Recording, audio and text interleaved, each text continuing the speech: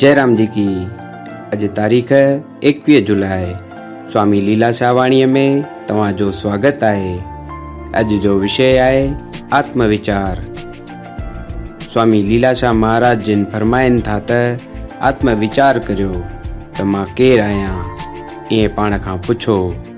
अहिड़ीअ तरह आत्मचिंतन करण सां आत्मस्थिति थी वञे थी।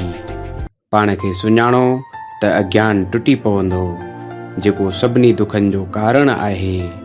जेको सुखनि जो सुख ब्रह्मानंद आहे उहो प्राप्त करियो। असीं धर्मात्मा तॾहिं थींदासीं जॾहिं श्रेष्ठ स्वभाव रखंदासीं। तृष्णा जो पेट तमामु वॾो आहे, तृष्णा खे कीअं मिटाए सघंदासीं। संतोष उन जो उपाउ आहे। संतोष जो उबतो अर्थ न वठणु घुर्जे। कर्म त करिणो आहे, पर जेकी बणिजे उन्हीअ ते संतोष कजे। जयराम जी की। जेको सुभाणे कजे सो अॼु कजे, जेको अॼु करिणो आहे सो हाणे कजे। अगरि मन में बुराई अचे त उन खां बचणु खपे। जयराम जी की।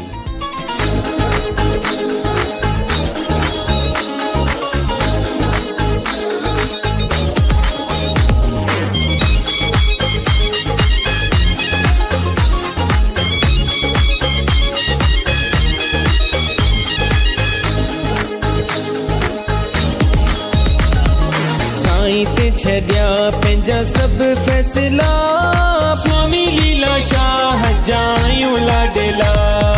दुखनि जी छो कयूं चिंता भला, स्वामी लीलाशाह जायूं लाडला। साईं ते छॾिया पंहिंजा सभु फैसला,